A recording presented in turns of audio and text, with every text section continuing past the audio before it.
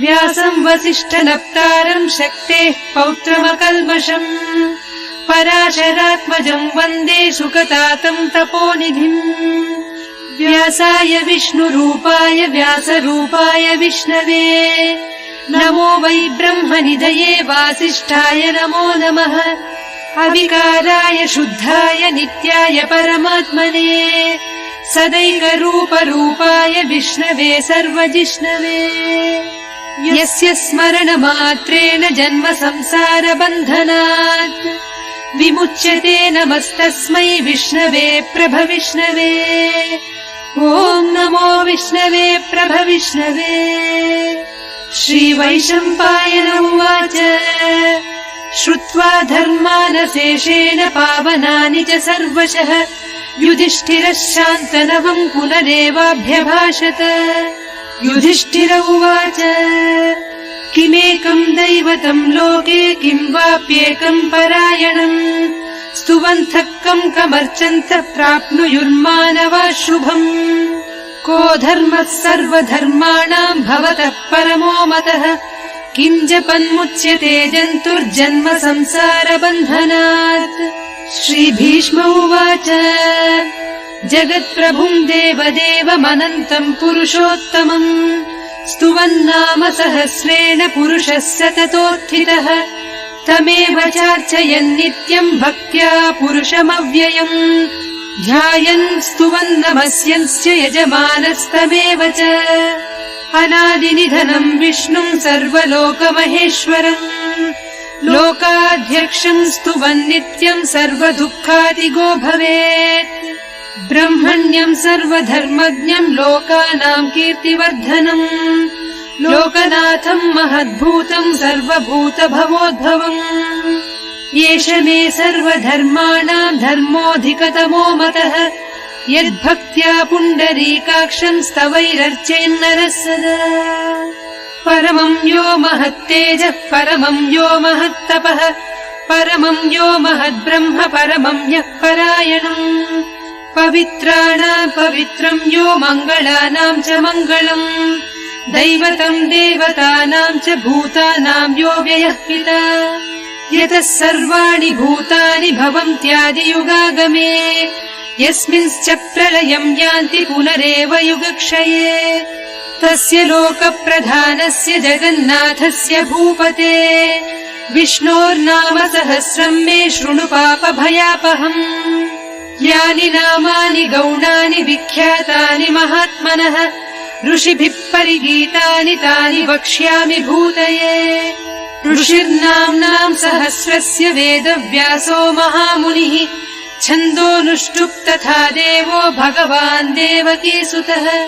अमृतांशूद्भवो बीजम् शक्तिर्देवकीनन्दनः त्रिसामाहृदयम् तस्य शान्त्यर्थे विनियुज्यते विष्णुम् जिष्णुम् महाविष्णुम् प्रभविष्णुम् महेश्वरम् अनेकरूपदैत्यान्तम् नमामि पुरुषोत्तमम्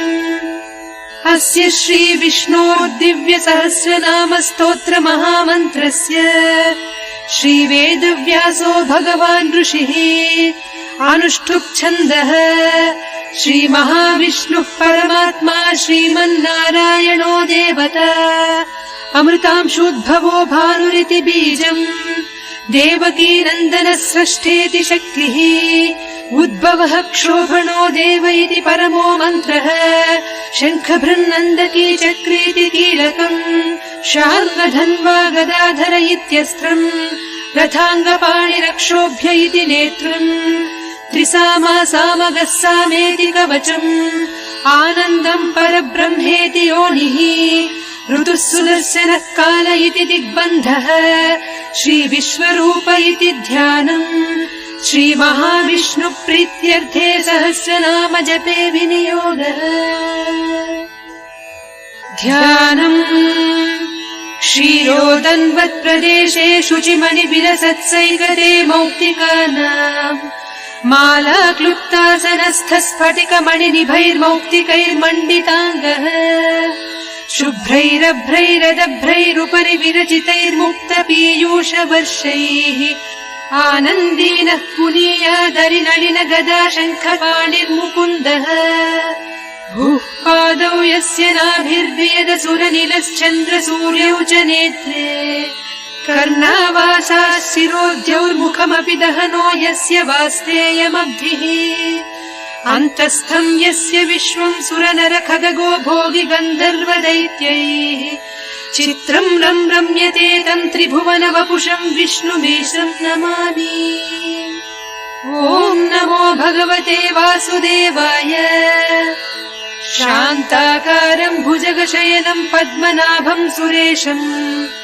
विश्वाकारम् गगनसदृशम् मेघवर्णम् शुभाङ्गम् लक्ष्मीकान्तम् कमलनयनम् योगिहृद्ध्यानगम्यम्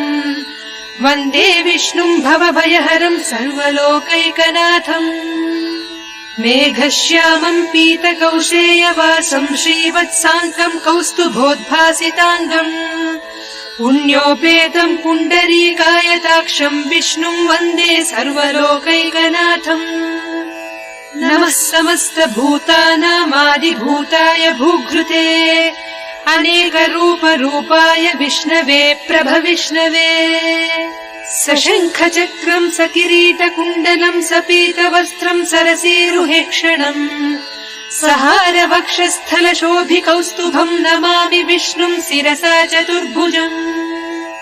छायायाम् पारिजातस्य हेमसिंहासनोपवी आसीनमम्बुदस्याममायताक्षमलङ्कृतम् चन्द्राननम् चतुर्बाहुम् श्रीवत्साङ्कितवक्षसम् रुक्मिणी सत्यभामाभ्याम् सहितम् कृष्णमाश्रये।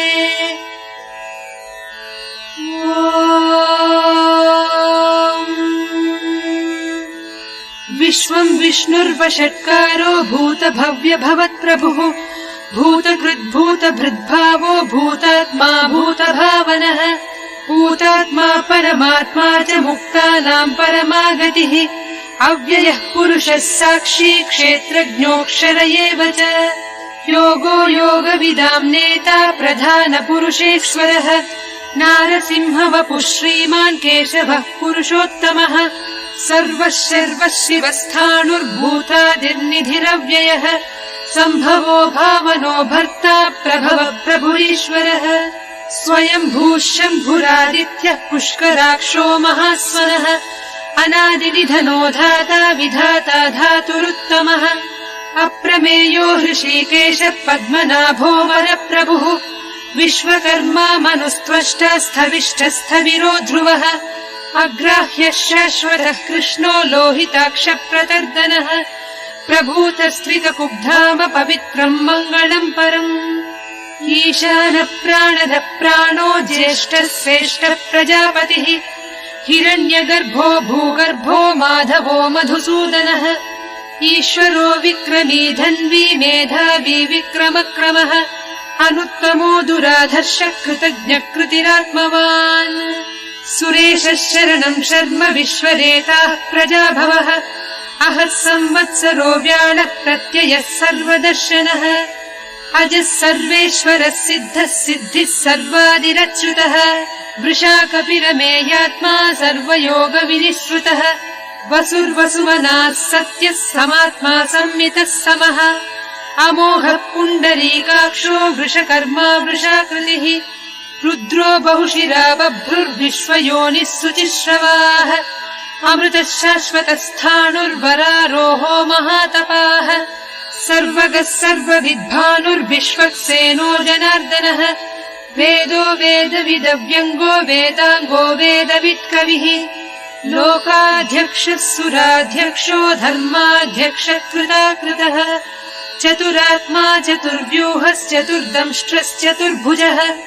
भ्राजिष्णुर्भोजनम् भोक्ता सहिष्णुर्जगदादिजः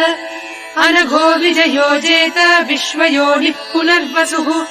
उपेन्द्रो वामनप्रांशुरमोघः सुचिरूर्जितः अतीन्द्रः सङ्ग्रहः सर्गो धृतात्मा नियमो यमः वेद्यो वैद्यः सदा योगी वीरः माधवो मधुः अतीन्द्रियो महामायो महोत्साहो महाबलः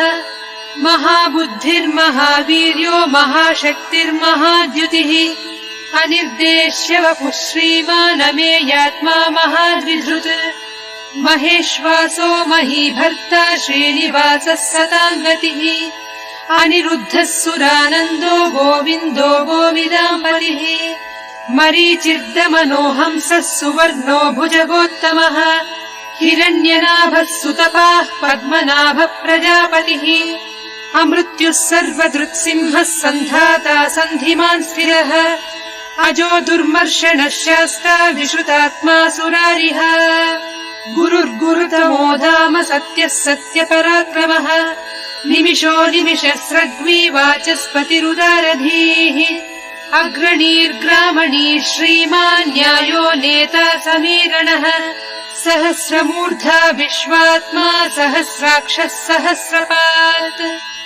आवर्तनो निवृत्तात्मा संवृतः सम्प्रमर्दनः अहः संवर्तको वह्निरनिलो धरणीधरः सुप्रसाद प्रसन्नात्मा विश्वसृड्विश्वभुग्विभुः सत्कर्ता सत्कृतः साधुर्जह्नुर्नारायणो नरः असङ्ख्येयो प्रमेयात्मा विशिष्टः शिष्टकृच्छुचिः सिद्धार्थः सिद्धसङ्कल्पः सिद्धिदः सिद्धिसाधनः वृषाही वृषभो विष्णुर्वृषपर्वा वृषोदरः वर्धनो वर्धमानश्च विविक्तः श्रुतिसागरः सुभुजो दुर्धरो वाग्मी महेन्द्रो वसुदो वसुः नैकरूपो बृहद्रूपः सिपिविष्टप्रकाशनः ओजस्तेजोद्युतिधरः प्रकाशात्मा प्रतापनः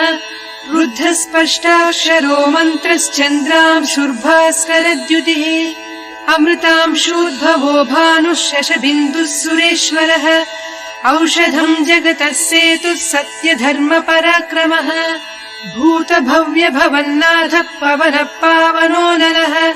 कामः कामकृत्कान्तः कामः कामप्रदप्रभुः युगादिकृद्युगावर्तो नैकमायो महाशनः अदृश्यो व्यक्तरूपश्च सहस्रजिदनन्तजित् इष्टो विशिष्टः शिष्टेष्टः शिखण्डी नहुषो वृषः क्रोधः क्रोधकृत्कर्ता विश्वबाहुर्महीधरः अच्युत प्रथित प्राणः प्राणदो वासवानुजः अपाम् निधिरधिष्ठानमप्रमत्त प्रतिष्ठितः स्कन्द स्कन्दधरो धुर्यो वरदो वायुवाहनः वासुदेवो बृहद्भानुरादिदेवः पुरन्दरः अशोकस्तारणस्तारः शूरः शौरिज्जनेश्वरः अनुकूलः शतावर्तः पद्मी पद्मनिभेक्षणः पद्मनाभोरविन्दाक्षः पद्मगर्भः शरीरभृत् महर्धिर्वृद्धो वृद्धात्मा महाक्षो गरुडध्वजः अतुलः शरभो भीमः समयज्ञो हविर्हरिः सर्वलक्षणलक्षण्यो लक्ष्मीवान् समितिञ्जयः विक्षरो रोहितो मार्गो हेतुर्दामोदरः सः महीधरो महाभागो वेगवानमिताशनः उद्भवः क्षोभणो देवः श्रीगर्भः परमेश्वरः करणम् कारणम् कर्ता विकर्ता गहनो गुहः व्यवसायो व्यवस्थानः संस्थानस्थानदो ध्रुवः परर्धिः परमस्पष्टः तुष्टः पुष्टः सुभेक्षणः रामो विरामो विरतो मार्गो नेयो नयो नयः वीरः शक्तिमताम् श्रेष्ठो धर्मो धर्मविदुत्तमः वैकुण्ठः पुरुष प्राण प्राणद प्रणव पृथुः हिरण्यगर्भः शत्रुघ्नो व्याप्तो वायुरधोक्षजः ऋतुः सुदर्शनः कालः परमेष्ठी परिग्रहः उग्रः संवत्सरो दक्षो विश्रामो विश्वदक्षिणः विस्तारस्थावरस्थाणु प्रमाणम् बीजमव्ययम् अर्थोऽनर्थो महाकोशो महाभोगो महाधनः अनिर्विण्णस्थविष्ठो भूर्धर्मयूपो महामखः नक्षत्रनेमिर्नक्षत्री क्षमक्षामः समीहनः यज्ञयुज्यो महेज्यश्च क्रतुः सत्रम् सताङ्गतिः सर्वदर्शी विमुक्तात्मा सर्वज्ञो ज्ञानमुत्तमम् सुव्रतः सुमुखः सूक्ष्मः सुघोषः सुखदः सुहृत् मनोहरोजितक्रोधो वीरबाहुर्विदारणः स्वापनस्ववशो व्यापी नैकात्मानैककर्मकृत् वत्सरो वत्सलो वत्सी रत्नगर्भो धनेश्वरः धर्मगुग्धर्मकृद्धर्मी सदसत्क्षरमक्षरम् अविज्ञाता सहस्रांशुर्विधाता कृतलक्षणः गभस्तिनेमिः सत्त्वस्थः सिंहो भूतमहेश्वरः आदिदेवो महादेवो देवेशो देवभृद्गुरुः उत्तरो गोपतिर्गोप्ता ज्ञानगम्यः पुरातनः शरीरभूतभृद्भोक्ता कपीन्द्रो भूरि दक्षिणः सोमपोमृतपः सोमः पुरुजित्पुरुषत्तमः विनयो जयः सत्यसन्धो दाशार्हः सात्वताम् पतिः जीवो विनयिता साक्षी मुकुन्दोमितविक्रमः अम्भोनिधिरनन्तात्मा महोदधिशयोऽन्तकः अजो महार्हः स्वाभाव्योजिता मित्रप्रमोदनः आनन्दो नन्दनो नन्दः सत्यधर्मात्रिविक्रमः महर्षिः कपिलाचार्यः कृतज्ञो मेदिनीपतिः त्रिपदस्त्रिदशाध्यक्षो महाशृङ्गकृतान्तकृत् महावराहो गोविन्दः सुषेणः कनकाङ्गदी गुह्यो गभीरो गहनो गुप्तश्चक्रगदाधरः वेधास्वाङ्गोजितः कृष्णो दृढः सङ्कर्षणोच्युतः वरुणो वारुणो वृक्षः पुष्कराक्षो महामनाः भगवान् भगहानन्दी वनमाली हलायुधः आदित्यो ज्योतिरादित्यः सहिष्णुर्गतिसत्तमः सुधन्वाखण्डपरसुर्दारुणो द्रविणप्रदः दिवि स्पृक् सर्वदृग्व्यासो वाचस्पतिरयो निजः त्रिसामासामगः सामनिर्वाणम् भेषजम्भिषक् सन्न्यासकृच्छमः शान्तो निष्ठा शान्तिपरायणम् शुभाङ्गः शान्तिदः स्रष्टा कुमुदः कुवलेशयः गोहितो गोपतिर्गोप्ता वृषभाक्षो वृषप्रियः अनिवर्ती निवृत्तात्मा संक्षेप्ता क्षेमकृच्छिवः श्रीवत्सवक्षा श्रीवासः श्रीपतिः श्रीमताम्बरः श्रीधः श्रीशः श्रीनिवासः श्रीनिधिः श्रीविभावनः श्रीधरः श्रीकरः श्रेयः श्रीमान् लोकत्रयाश्रयः स्वक्षस्वङ्गः शतानन्दो नन्दिर्ज्योतिर्गणेश्वरः विजितात्मा विधेयात्मा सत्कीर्तिश्छिन्न संशयः उदीर्णः सर्वतश्चक्षुरनीशः शाश्वतस्थिरः भूषयो भूषणो भूतिर्विशोकः शोकनाशनः अर्चिष्मानर्चितः कुम्भो विशुद्धात्मा विशोधनः अनिरुद्धो प्रतिरथः प्रद्युम्नोमितविक्रमः कालनेमिनिहावीरः शौरिः शूरजनेश्वरः त्रिलोकात्मा त्रिलोकेशः केशवः केशिहा हरिः कामदेवः कामपारः कामीकान्तः कृतागमः अनिर्देश्य वपुर्विष्णुर्वीरोऽनन्तो धनञ्जयः ब्रह्मण्यो ब्रह्मकृद्ब्रह्मा ब्रह्म ब्रह्म विवर्धनः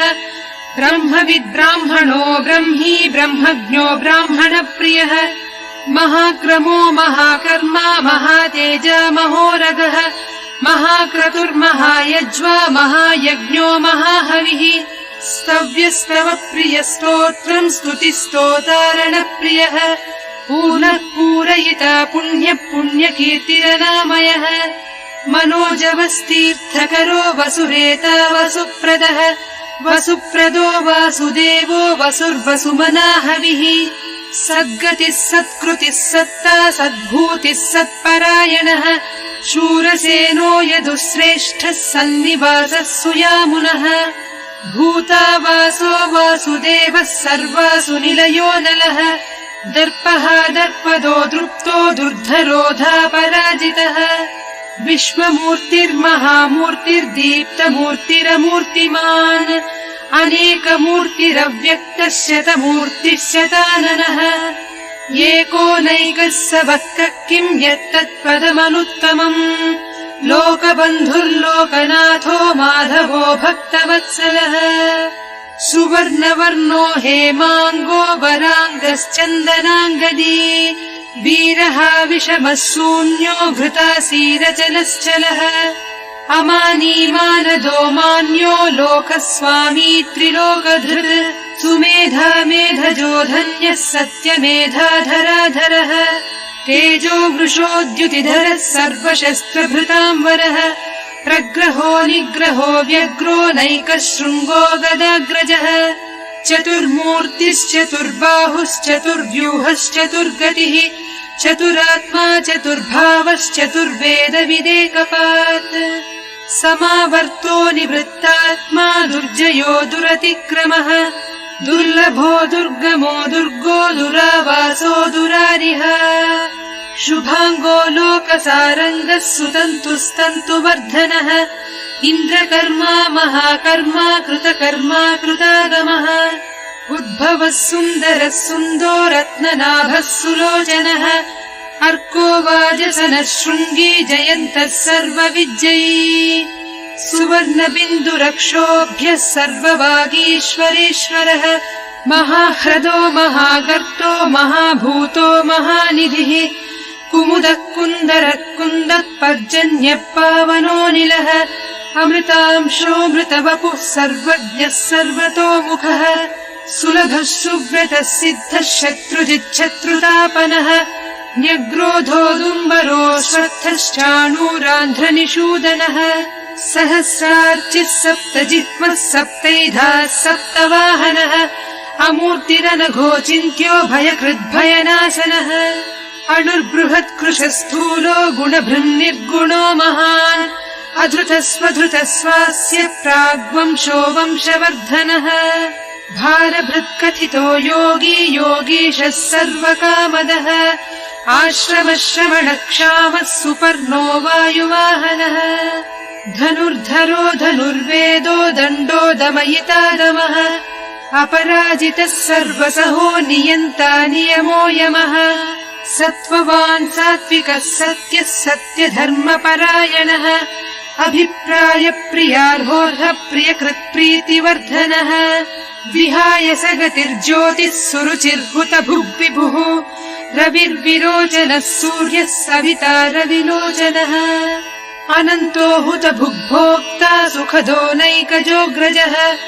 अनिर्विण्णः सदामर्षि लोकाधिष्ठानमद्भुतः सनातनतमः कपिलः कपिलव्ययः स्वस्तिदः स्वस्तिकृत् स्वस्ति स्वस्ति भुक् स्वस्ति दक्षिणः अरौद्रः कुण्डली चक्री विक्रम्योर्जितशासनः शब्दातिकः शब्दसः शिशिरः शर्वरीकरः